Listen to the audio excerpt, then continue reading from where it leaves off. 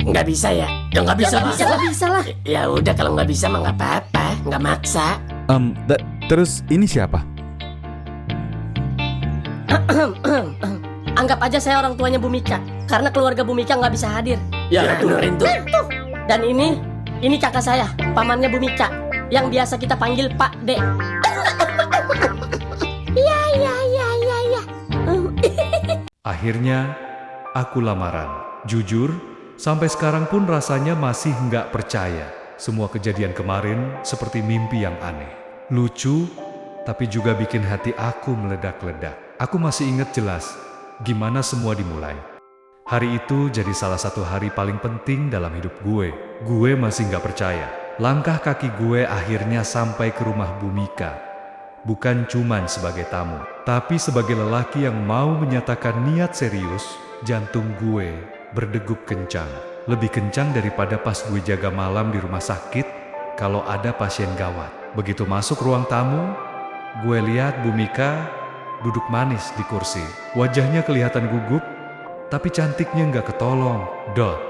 Anaknya ikut duduk di sebelah sambil send home, kayak sengaja ngetes keberanian gue. Gue tarik napas dalam-dalam, berusaha tenang. Meski telapak tangan gue dingin kayak es, dalam hati gue ngomong, "Topan, ini bukan lagi saatnya pura-pura dingin. Ini waktunya lo buka semua isi hati lo. Kalau bukan hari ini, kapan lagi?" Obrolan kecil dimulai. Robi dan Kona, sahabat gue, malah duduk di pojokan kayak penonton konser. Ketawa-ketawa, nahan ngakak. Mereka jelas masih ingat gimana sehari sebelumnya mereka nyulik gue dari rumah pas lagi nyuci baju. Gue jadi bahan tontonan lagi. Tapi kali ini lebih serius. Pak Rungkat, si ketua RT cerewet itu, juga hadir. Dia duduk paling depan sambil ketok-ketok meja pakai sendok. Seolah-olah ini sidang resmi. "Baik, acara kita hari ini dimulai," katanya. Semua orang langsung ngakak, termasuk gue. Meski grogi setengah mati, gue tatap Bu Mika. Dalam hati, suara gue bergetar. Ya Allah, kalau ini memang jodoh gue, tolong mudahkan. Gue gak mau bikin Mika ngerasa sendirian lagi. Gue mau jagain dia. Akhirnya, gue beranikan diri buka suara. "Mik," gue panggil pelan. "Aku tahu hidup aku sederhana. Pekerjaan aku juga biasa-biasa aja. Tapi setiap kali kita bareng, aku selalu ngerasa hidup aku lebih lengkap. Aku gak bisa lagi pura-pura dingin sama perasaan ini." Bu Mika menunduk. Wajahnya merah.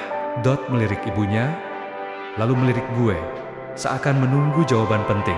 Gue maju beberapa langkah, jongkok di depan Bu Mika, dan ngeluarin kotak kecil yang selama ini gue simpan di lemari.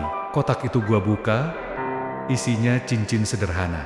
Nggak mewah, tapi penuh niat tulus. Suara hati gue pecah.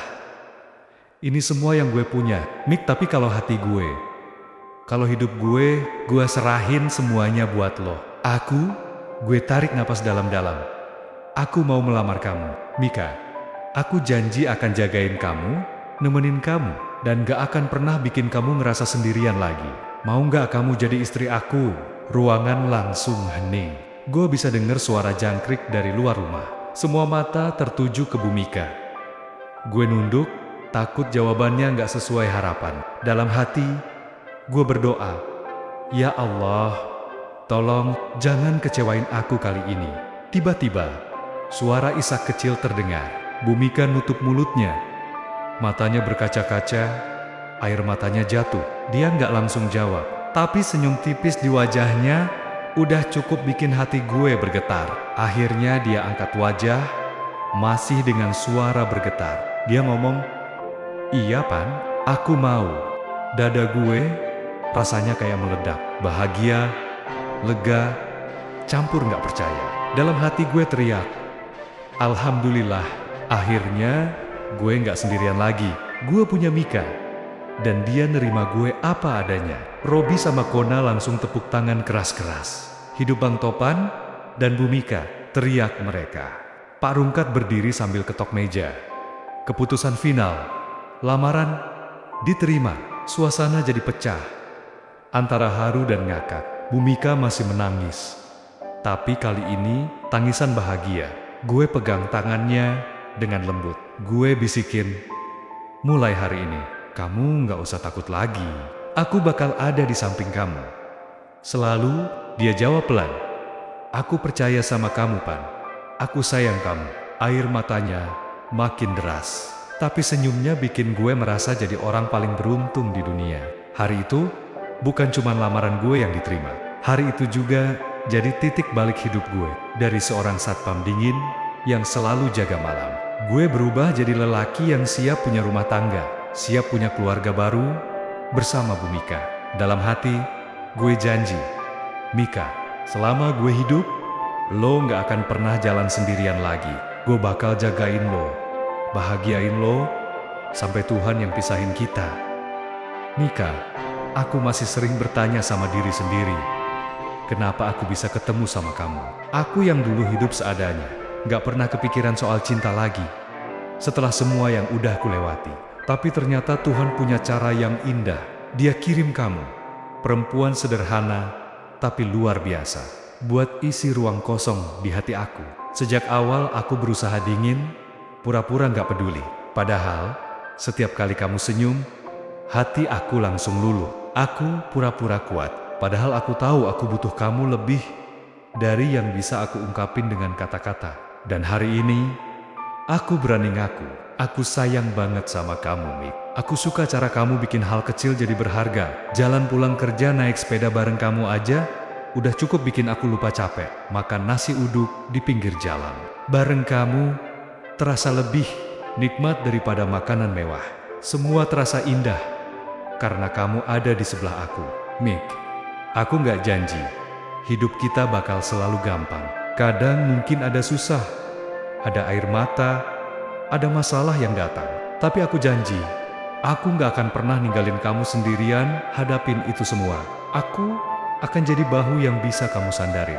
Jadi tangan yang siap genggam tanganmu. Jadi lelaki yang kamu bisa percaya selamanya. Kamu tahu, Nick, malam-malam aku sering berdoa. Aku bilang ke Tuhan, kalau aku dikasih kesempatan, sekali lagi, buat bahagia. Biarin aku bahagia sama kamu. Biar aku bisa jagain kamu, nemenin kamu sampai nanti rambut kita memutih. Aku gak butuh apa-apa lagi selain itu. Kalau aku bisa mundur ke masa lalu, aku bakal tetap milih jalan yang bikin aku ketemu kamu. Kalau aku bisa milih ulang hidup, aku bakal tetap jatuh cinta sama kamu. Karena buat aku, gak ada yang lebih indah dari bisa ada di samping kamu sekarang. Mika, kamu bukan cuma calon istriku. Kamu adalah rumah buat hatiku. Tempat aku pulang setelah capek kerja, tempat aku cerita, tempat aku nemu tenang. Kamu bikin aku sadar, ternyata bahagia itu sederhana. Cukup ada kamu di sini. Kadang aku mikir, apa aku pantas buat kamu? Tapi kamu selalu bikin aku percaya diri. Bikin aku yakin kalau cinta nggak pernah lihat harta atau jabatan. Cinta cuma butuh hati yang tulus. Dan hatiku, Mik, sepenuhnya buat kamu. Aku janji, setelah kita nikah nanti, aku bakal terus bahagiain kamu. Aku nggak bisa janji dunia selalu ramah, tapi aku janji, aku selalu ada buat kamu. Kamu nggak akan pernah lagi ngerasa sendiri, karena aku bakal jadi orang pertama yang selalu ada di sampingmu. Mik, terima kasih udah percaya sama aku. Terima kasih udah mau nerima aku apa adanya. Aku sayang banget sama kamu. Lebih dari yang bisa aku ucapin dengan kata-kata. Dan aku janji, rasa sayang ini nggak akan pernah pudar sampai kapanpun.